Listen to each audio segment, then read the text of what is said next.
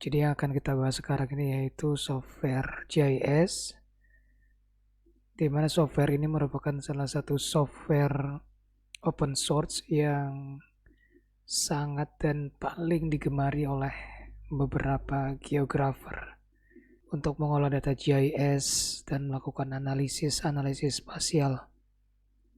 Ya, tidak lain dan tidak bukan software ini adalah software QGIS atau Quantum GIS. Pada bagian pertama ini kita akan mencoba melakukan pengenalan terhadap software ini sendiri, itu seperti apa dan ada apa di dalam software ini sendiri. Oke, untuk membuka software Quantum GIS ini kita bisa langsung membuka dengan mengklik icon QGIS pada taskbar yang sekarang saya arahkan, atau bisa dibuka melalui menu Windows, klik kemudian cari di sini aplikasi QGIS. Nah, ini buka. Oke, QGIS yang kita gunakan sekarang yaitu yang LTR version, di mana versi ini merupakan versi yang stabil dibandingkan dengan versi yang terbaru. Makanya untuk pelatihan sekarang kita samakan versi untuk penggunaannya, yaitu versi QGIS 3.10. Oke, tampilan pertama kebuka akan tampil seperti ini. Di yang paling tengah ini dia ada news, informasi terkait dengan Quantum GIS. Di bawah sini aja project template. Jadi ketika kita membuka pertama kali atau ingin membuat project baru, kita bisa langsung klik saja new template ini. Settingan sistem koordinatnya itu WGS 84 atau 4326 geografis. Nah, setelah di enter nanti akan terbuka halaman kosong seperti yang tampil di layar. Kemudian di sini saya akan coba menjelaskan terlebih dahulu bagian-bagian dari aplikasi Quantum GIS ini. Yang pertama di sini ada menu standar, di mana pada menu ini ada project yang di dalamnya ada isinya lagi, edit, view, setting, plugin sampai dengan help di sini. Di samping menu standar menu atau standar menu ini, di bawahnya ini ada toolbar area. Jadi dari mulai area sini sampai katakanlah segini dia toolbar area di sini. Jadi untuk menu-menu yang berada di toolbar area ini kita bisa organize posisinya, jadi kita bisa rubah-rubah, kita bisa tarik. Misalkan kita cocok di sini, kita bisa tempatkan di sini. Nah, untuk toolbar ini juga dia bisa diaktifkan atau tidak diaktifkan melalui menu standar view. Di sini ada toolbar. Jadi di sini banyak, ketika kita checklist maka dia akan tampil di daerah sini. Ketika kita uncheck maka dia tidak akan tampil. Sebagai contoh, misalkan di sini Advanced Digitizing Toolbar saya nonaktifkan, maka ada tools yang hilang di sini tadi setelah dihilangkan. Ketika kita mau mengaktifkan lagi, tidak usah bingung untuk mencarinya, yaitu bisa langsung mengakses menu view, kemudian toolbar, checklist lagi atau klik satu kali. Nah, dia akan keluar lagi. Nah, dalam menu toolbar ini juga banyak, dia ada Advanced Digitizing Toolbar, Attribute Toolbar, Data Source, sampai ada LAT Launch. Kemudian setelah kita mengetahui bagian toolbar, kemudian di sebelah kiri, samping kiri ini ada panel, dan juga di samping kanan ini merupakan area panel. Jadi area panel ini dia juga bisa diakses melalui menu view. Ada panel di sini. Ada advanced digitizing juga di sini. Ada browser yang sekarang lagi tampil. Kemudian ada GPS information, layer styling, ini, layer bagian ini, dan lain sebagainya, processing toolbox dan ini. Dan ini merupakan data view-nya, tempat kita menampilkan peta yang akan kita tampilkan. Nah, ketika kita nanti akan menambahkan layer-layer spasial, bisa melalui menu browser yang tertera di sini dengan mengakses di mana lokasi filenya, atau juga bisa melakukan adding data ini melalui layer. Kemudian di sini add layer. Kemudian di sini ada tinggal layer apa yang ingin ditambahkan, misalkan vektor layer atau raster dan sebagainya.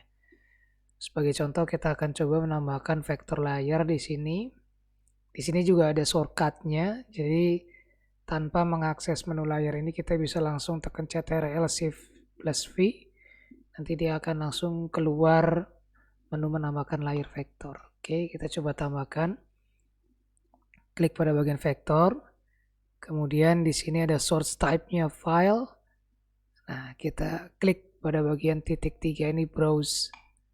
Nah, setelah klik kita akan mencoba menambahkan wilayah administrasi di sini. Jadi yang akan kita tambahkan ini merupakan shape file atau SHP, di mana shape file ini merupakan platformnya dari S3, tapi di QuantumGIS ini dia bisa dibuka dan juga di editable juga. Jadi tidak usah khawatir. Nah, untuk membukanya itu di sini ada banyak file, tapi jangan bingung, yang dibuka itu yang bertuliskan ekstensinya SHP. Jadi di sini ini SHP yang AR, ini SHP yang administrasi LN. Jadi kita klik SHP-nya. Nah, untuk membuka beberapa file kita bisa menggunakan Ctrl atau Ctrl di sini. Ketika udah diselect SHP open.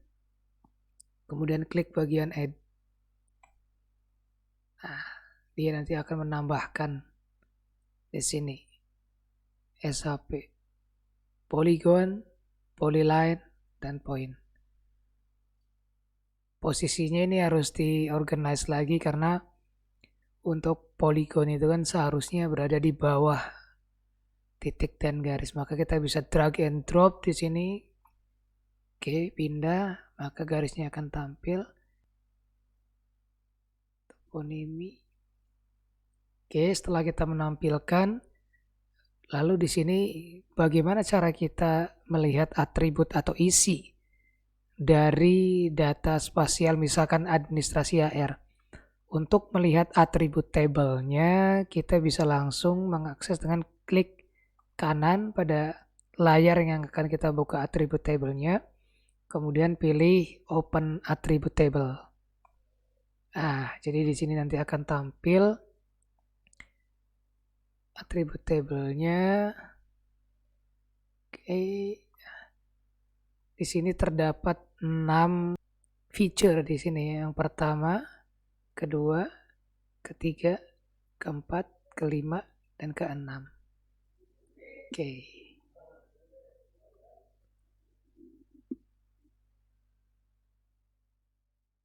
Ada satu bagian lagi dari QuantumGIS ini, yaitu bagian layouting. Yaitu untuk mengaksesnya, kita bisa langsung ke project, menu standar. Ingat-ingat ini menu standar, project, kemudian di sini ada layout manager. Jadi biar kita menyimpan di sini, kita create baru terlebih dahulu, misalkan namanya layout latihan, misalkan. Oke. Nah, langsung akan tampil di sini tampilan layout. Jadi dalam Quantum ini terpisah dia. Pada layout view juga sama, di sini ada standar menu dari mulai layout, untuk exportnya, untuk misalkan pengaturan properties layernya, dan lain sebagainya. Di sini ada edit, view, items, add items. Nah, di add items ini yaitu ketika kita ingin menambahkan peta atau map di sini, kita bisa mengaksesnya dengan ini. Misalkan ingin menambahkan logo, label dan lain sebagainya. Atlas dan setting di sini untuk setting optionnya. Di sebelah kanan dan kiri juga di sini ada panel. Oke, sorry, di sebelah kanan ada panel, sedangkan yang di sebelah kiri ini juga dia diisi dengan toolbar di sini. Kita coba pindahkan ke atas. Oke, seperti ini tampilannya untuk QuantumGIS ini. Jadi sebelum memulai pengoperasian aplikasi QuantumGIS ini, diharapkan sudah mengenal terlebih dahulu posisi-posisi dari letak-letak tools dan menu-menu di QuantumGIS ini. Nah, untuk pengenalan mungkin dicukupkan sampai sekarang dulu. Next step kita akan mencoba langsung mengoperasikan aplikasi QuantumGIS ini dengan membuka data raster dan juga kita langsung akan melakukan georeferencing.